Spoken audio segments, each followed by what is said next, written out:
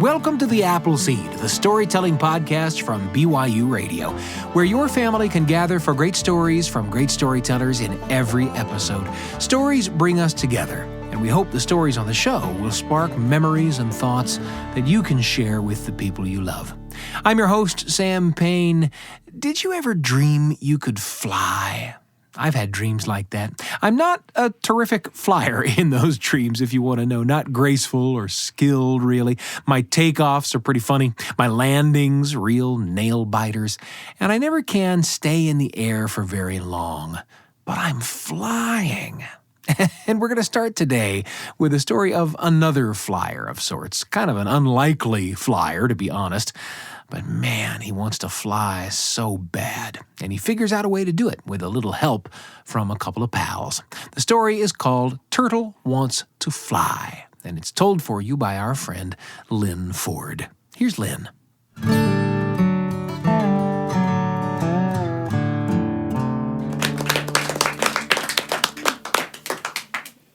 If you will put up your right hand or your other right, it doesn't matter, and make a fist, show me your fist, and stick your thumb up as if you're giving an okay sign, and put the other hand over top of that one.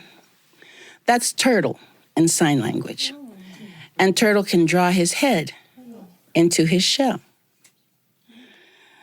Turtle's another one of my favorite characters in the family stories. And my father gave me a story from his Cherokee and Choctaw heritage about the time when Turtle had a shell that was smooth. It had no marks on it. It was as smooth as a shield. And Turtle was making his way through the woods, but he was sniffling and snuffling. He was whining. He was pouting. He was fussing. He was crying. He made so much noise that the little birds flew down and settled around Turtle and said, "Turtle, what is your problem?" Turtle said, "Turtle wants to fly." The bird said, "Fly? You're not supposed to fly. To fly, you need feathers and wings, and you don't have those things. But you have things no bird has. You carry your home on your back. When it rains, you just slide inside. You're never lost or far from home. Be happy being who you are." But Turtle said, "No. Turtle wants to fly." Well, the birds knew they couldn't settle anything with Turtle, so they flew up to their nests, put their heads under their wings to take a rest, and Turtle turned and made his way back to the family pond, where his sisters and brothers were trying to have a nap in the warm sunlight. And he sniffled, and he snuffled. He whined. He pouted. He fussed. He cried. He made so much noise that finally his oldest brother awoke and said, "Man, what is wrong with you?" "Turtle wants to fly." "Have you lost your mind? We are not supposed to fly. To fly, we'd need feathers and wings, and turtles don't have those things. But we have something nobody else has. We carry our homes on our backs. When it rains, we just slide inside. We're never lost or far from home. Be happy being a turtle." But Turtle said, "No. Turtle wants to fly." And he turned around and walked back toward the woods. And he sniffled. Let me hear him sniffle. And he snuffled. And he whined. You've had practice doing that, haven't you? And he pouted. And he fussed. And he cried. He made so much noise that two huge blackbirds flew down from the sky. One settled on one side of Turtle, one settled on the other side, and Turtle tried to pretend that he was a rock. He thought they were going to eat him for lunch, but those blackbirds said, "All that noise. Why do you make all that noise?" And you know what Turtle said. "Turtle wants to fly." "If we help you fly," said those birds, "if we take you up into the sky, do you promise when we bring you back down that you'll keep your big mouth shut? Because no one can get any rest here. You make so much noise." Turtle grinned. "Turtle wants to fly." "We'll take you up into the sky. And when we bring you back down, you must keep that big mouth shut." Well, those two birds flew to a tree, broke off a long, thin branch, removed all the twigs and all the leaves, and brought it to the earth as a stick. One held one end of it in his talons, the other held the other in his talons. They told Turtle, "Open his mouth one time and close it on the stick." And he did. Oh. Then they spread their great wings and rose into the air, and at first Turtle was afraid. He could feel the breeze on his shell. But when he tilted his head just a little bit, he could see that he was flying. The blackbirds carried Turtle over the trees where the little birds were sleeping, and Turtle wanted them to see that he could do what the birds did. Keeping his mouth closed, he called out to them,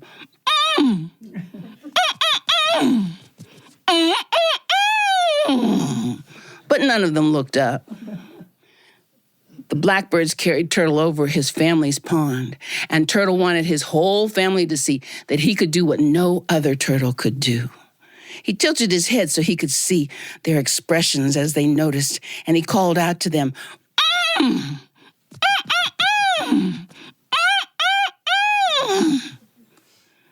but none of them looked up. So he tried again.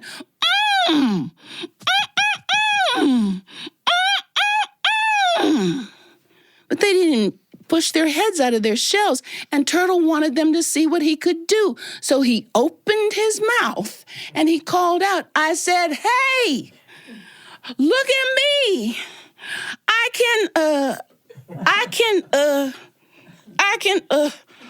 can't fly, but I can fall." Turtle fell down to the ground, and he landed whack upon his back, broke his shell crack into the cracked shells that turtles wear to this very day. It reminds them that they should be happy being who they are, for they carry their homes on their backs. When it rains, they just slide inside. They're never lost or far from home. They should be happy being who they are. But in my family, it also reminded us of something else. Sometimes when you have something to say, it's okay to shout loudly and proudly. But sometimes it's much better to keep your big mouth shut. And that's the end of my daddy's story.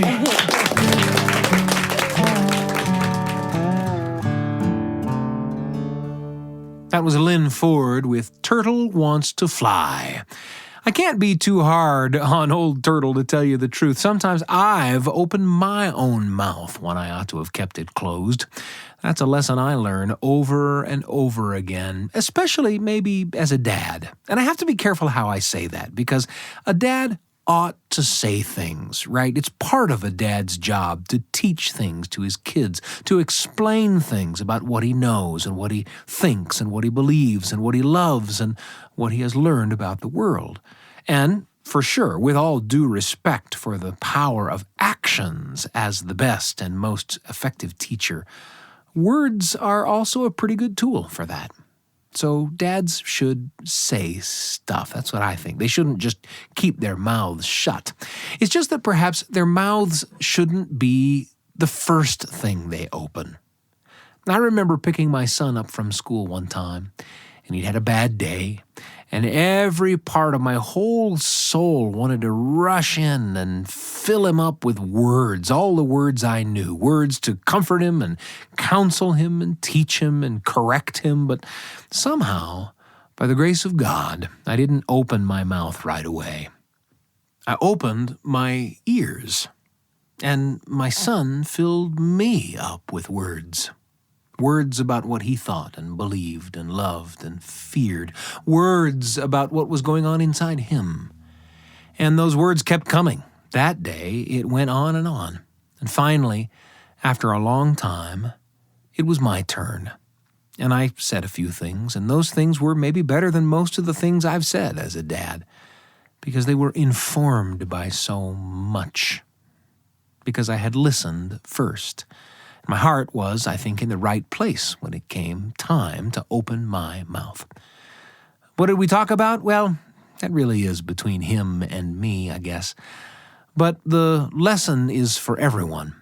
Open your ears first, and your heart. And then, when the time is right, open your mouth. After all, your mouth is important, and it's not just for hanging on to a stick in the sky. That's where Lyn's story took me. Where did it take you? And who will you take along? Lively conversation is guaranteed when we listen to stories on the Apple Seed.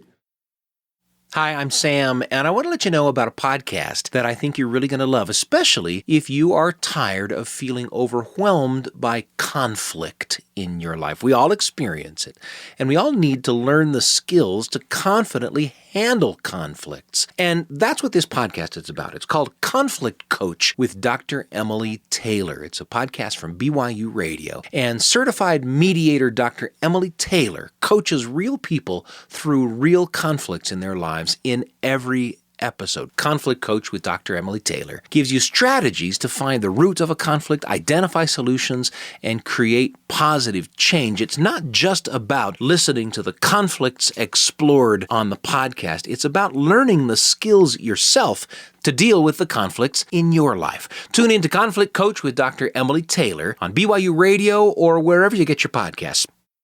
Simultaneously laughing, we're all agreed that we love, love, love the Apple Seed. We're so glad to have you with us today on the Apple Seed. And just as Turtle, with his dream of flying, found out that sometimes a dream isn't all it's cracked up to be. See what I did there? Our next story comes to us from Antonio Sacre, who kindles a big dream about an unmissable roadside attraction on a road trip when he was a kid. And when the family car finally gets there, can the dream live up to Antonio's sky-high hopes? Here's Antonio with a story he calls Pedro's South of the Border on the Appleseed.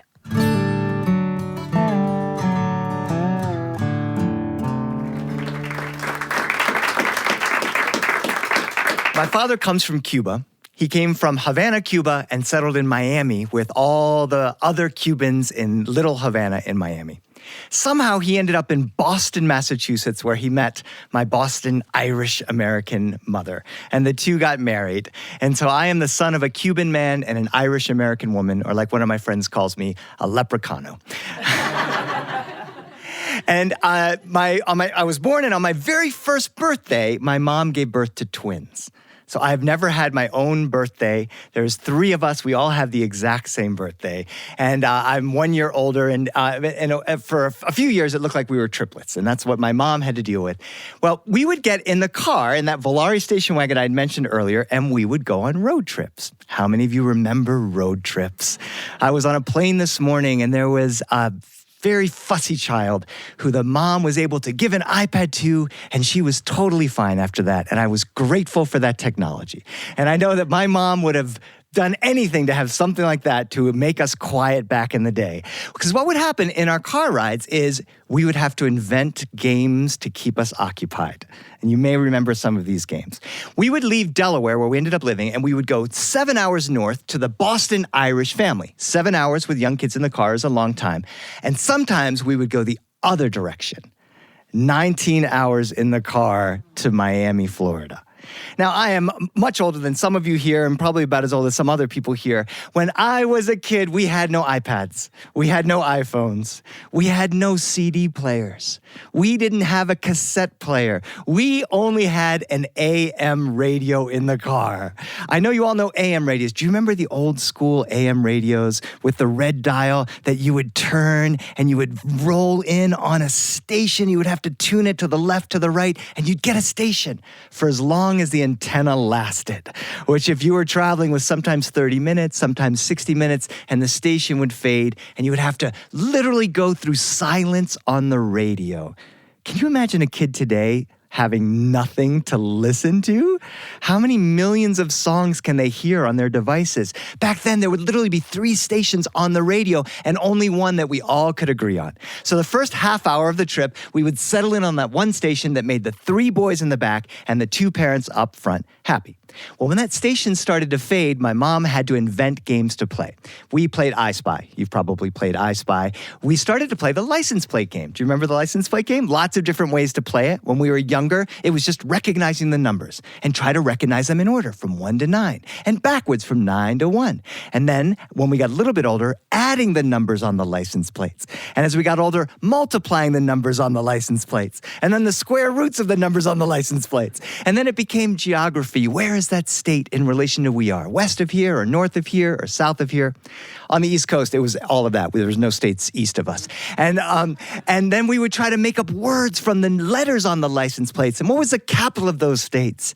Now, I don't know if kids play. Is there an app for a license plate game now? Or are kids? Turns out, I've learned as I've been storytelling in schools the last 20 years or so, that when kids' eyes are scanning the horizon, this is pre-reading ability. So I Spy is actually helping kids to read, and picking out letters and numbers on license plates is the same thing. My mom was just trying to keep us quiet.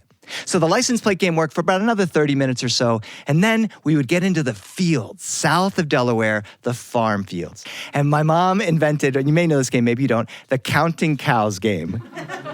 The way we played it was, if you had cows on your side of the car and you could count them out loud, that was your score. But only if you could count them before they were gone. 1, 2, 3, 4, 5, 6, 7. My brother Robert on the right side. I've got 7. I'd be on the left. 1, 2, 3, 4, 5, 6. 6, 7 to 6. Henry, who sat in the middle, he hated sitting in the middle. How many of you had to sit in the middle when you were younger? But the advantage of sitting in the middle is the kid who sat in the middle always won the counting cow game because he was allowed to count cows on both sides of the car. So the counting cow game worked for a while. And then if you saw a cow that was laying down, you added 2. And then if you saw a goat, you added 7. And if you saw a sheep, you subtracted 14. And is that a sheep or a goat? I don't know. And a big discussion about sheeps and goats, and another half hour of the 19-hour road trip was chewed up. And then my mom invented, I don't know if you have this variation, that if you passed a cemetery on your side of the car, all of your cows died. But if you passed a church, they were resurrected. So you had to remember. So it was up and down and up and down. And the cow would eat up another hour in the car. And then 3 or 4 hours into the 19-hour road trip to Miami, Florida, my brother Robert asked the question that children have been asking since the beginning of time. Are we there yet? And my dad is driving, and he looked in the rearview mirror, and he says, no, mijo, we have like 17 hours more left to go. Is that a long way? Sure, my dad says, sure, it's a long way. We have to stop in a hotel tonight and another hotel tomorrow, and then we'll be at grandmother's house. My brother's looking out of the window, and he's very bored. And then he sees a sign, a billboard. It says, Pedro's south of the border, 900 miles. My brother says, Dad, did you see that sign? Sí, mijo, ya lo vi. I saw that sign. What do you think Pedro's south of the border is? My dad says, I don't know, but we'll find out in 900 miles. Is that a long way, Dad? My dad could have said yes. If it was today, he would just Google, how long till we get to the Pedro south of the border? But he turns it into a math problem. Mijo, we're traveling 70 miles an hour. When are we going to get to Pedro south of the border? Go. And the 3 of us try to do this math problem. It kept us quiet for 30 minutes. Dad, we'll probably get to Pedro south of the border tomorrow around lunchtime. And then my dad sped up to 72 miles an hour. When are we going to get there now? Oh, another half an hour. Dad, we're going to get there like 5 minutes before lunchtime. And my dad sped up and slowed down and sped up until finally we were smart kids. Dad, you're just trying to trick us into doing math. Ho, ho, ho. So we're driving along. So finally, after we got bored of the math game, my brother finally said, Dad, what do you think Pedro south of the border is? And my dad did the magic thing. What do you think it is? And then he listened. And the three of us had a massive conversation about what it could be. My brother Henry said, maybe it's an amusement park, Dad. Maybe it's got a roller coaster and it's got bumper cars. And I say, maybe it's a big swimming pool. We all can go swimming. My brother Robert says, yeah, maybe it's an amusement park with a swimming pool and a great big trampoline park. And we can jump on the trampoline into the swimming pool and then off of the diving board onto a roller coaster. And Robert's imagination just starts going crazy. He's imagining this amazing wonderland, Pedro south of the border. And then quiet in the car, another radio station, 20 or 30 minutes, maybe another farm playing the counting cows game, and then another billboard. Pedro south of the border, 815 miles. Dad, when are we going to get there? Do the math. We do the math again. We come to the same conclusion tomorrow at lunchtime. And each time my brother says, what do you think it is? And my dad says, what do you think it is? And we keep inventing more and more things. Finally, we say, what do you think it is, Mom? And my mom says, I think it's a spa where I can get a massage. Dad, what do you think it is? I don't know, mijo. Maybe it's a delicious restaurant. We can have beautiful food. And then 4 of us in the car get tired of what is Pedro south of the border going to be, except for my brother Robert. My brother Robert is inventing things that didn't even exist yet. Dad, it's a rocket ship that we can all go up into the sky and we can orbit the moon. Dad, it's this thing where like you can go into a submarine and then they have scuba masks that come on you and you're out there scuba diving and then you can launch up onto the roller coaster and you go around the roller coaster and he's just going crazy with Pedro south of the border. We stop at a hotel the next morning, billboard, Pedro south of the border, 200 miles. Robert says, Dad, go 200 miles an hour. We'll be there in 1 hour. My dad says, no, mijo, we're not doing that. Go faster, Dad. But finally, the miles are kicking off, and the last billboard says, Pedro south of the border, 2 miles. And this, you can Google this now when you turn your phones later on. It says, kids, start screaming now. Your parents will stop. My dad says, no screaming. Well, of course we're going to stop. And then one part of the mystery was solved. Just south of the border of North Carolina and South Carolina is Pedro's south of the border. South of the border of North Carolina. And we get into South Carolina and we exit down this long dirt road. And we turn the corner into this huge, empty parking lot with this little taco stand in the corner. And this rickety sign that says, welcome to Pedro's Tacos. And my brother Robert just, it's a taco stand. And he just starts sobbing. That 9-year-old sobbing, just snot everywhere. He's just going, it's a taco stand. And my dad's trying to say, well, mijo, you know, it's lunchtime and I love tacos. Mom says, I love tacos. I said, I love tacos. Robert said, I love tacos too, but I hate Pedro. I hate Pedro. And there's nothing else. So we get tacos. And the tacos are delicious. And we're eating the tacos, but Robert just cries all the way through South Carolina, all the way through Georgia, all the way into Florida. And there's a sign out there, and you're not going to believe this, but my dad is from Cuba. It said Disney World, 20 miles. And my dad said, I wonder what Disney World is. And my brother says, it better be better than Pedro south of the border. And we get to Disney World, and it is amazing. And Space Mountain is something my brother never forgot. My dad's screaming more than anybody. And we get off that roller coaster, and to this day, my brother denies that he ever cried that hard about Pedro south of the border because all he remembers is the roller coaster at Space Mountain. And every time we tell the story, it gets longer and longer, and he cries longer and longer. And finally, just another 7 hours until we get to Abuela's house, my grandmother Mimi's house in Little Havana, and she's waiting. ¿Qué tal fue el viaje? How was the trip? My dad, fue un desastre. Era un Pedro south of the border que era no más que taco. Estaba ahí llorando. My brother, it's amazing, grandmother. We went on Space Mountain. It was so great.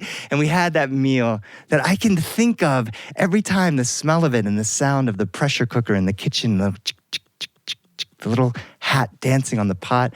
And then we sit on the couch, all of us, because there's nothing on TV. Do you remember nothing on TV? Do you remember when it would turn to snow at midnight and the flag would come and that would be it? There's nothing on TV. It's too hot to go outside. My grandmother's sitting there looking at me and me looking at her. And every year I would sit there and I would ask her the same question. Abuela, ¿cuántos años tienes? How old are you? She'd say, ay, mijito, nunca pregunta a una mujer cubana cuántos años tiene. Never ask an old Cuban lady how old she is. But grandmother, how old are you really? Bueno, mijito, yo tengo 15 años. I'm 15 years old. Abuela, no puede ser. You can't be 15. I'm almost 15. How is it possible that you are younger than my dad? She said, es un milagro. It's a miracle. Abuela, it's not a miracle. How old are you? Bueno, mijito, yo tengo 16 años.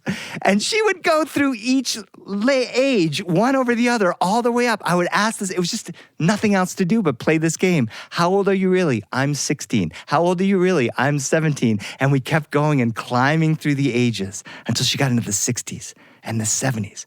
75 years old, abuela. Que vieja. Sí, mijito. Yo soy vieja. I'm old. You're the oldest person I've ever met.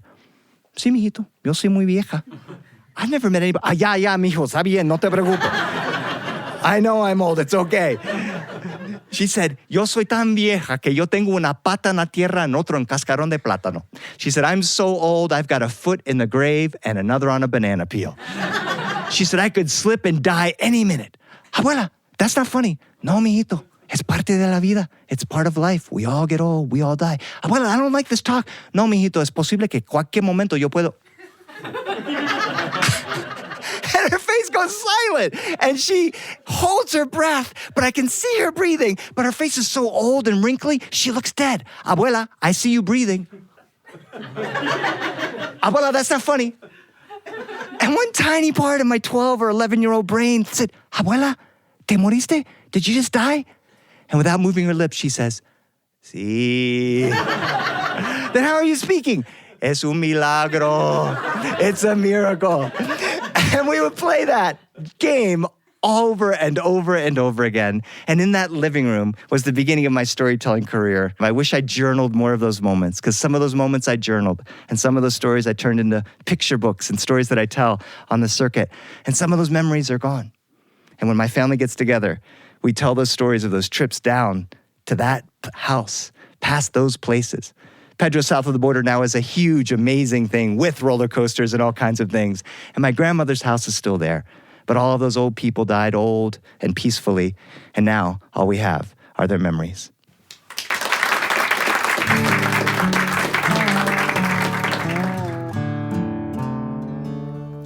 That was Antonio Sacre with Pedro's South of the Border. Have you ever wished for something that didn't quite meet your expectations? Did you ever find that you learned something by being a good listener? Did you ever find yourself in trouble because you couldn't keep your mouth shut? I bet you've got some stories. We hope you'll share them with the people you love. In fact, we hope you'll share the stories with us. We might share them in the show. You can tag us on social media or send us a message at theappleseed@byu.edu. That's the Appleseed, all one word, at byu.edu. We always love to hear from our listeners. A listener who goes by the name of @GeraldTheArtist left a comment on a previous episode saying, "Oh wow, I felt like my 10-year-old self hanging on to every word when my mom told us stories. Thank you." Well, thank you, @GeraldTheArtist. We're glad our stories reminded you of those family memories. We love to hear from folks who love stories. Feel free to leave us a comment and encourage your friends to listen and subscribe. We want to thank Lyn Ford and Antonio Sacre for sharing their stories with us today. You've listened to their tales. Now it's time to share some of your own.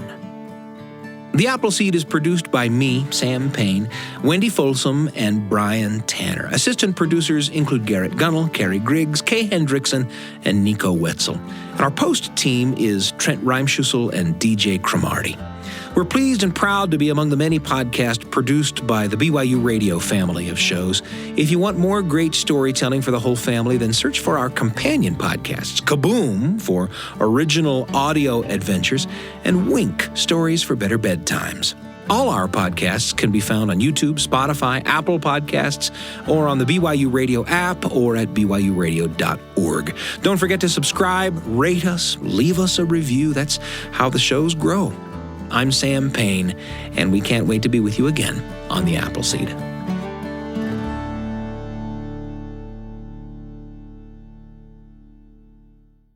There's a lot coming up, but first I want to introduce you to another show from the BYU Radio family of podcasts. The show is called Top of Mind, and it's perfect for people who want to engage with tough issues that matter in our communities, but are turned off by how polarizing and divisive these conversations can sometimes be.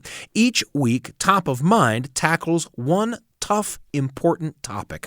An award-winning host, Julie Rose, talks with guests who have complicated perspectives that are sure to challenge you. Now, they're not trying to change your mind, just give you the chance to find more empathy and clarity so you can become a better citizen and a kinder neighbor. Listen to Top of Mind on Spotify, Apple Podcasts, YouTube, all kinds of ways to find Top of Mind and listen whenever you like, whenever you need it. Top of Mind with Julie Rose from BYU Radio.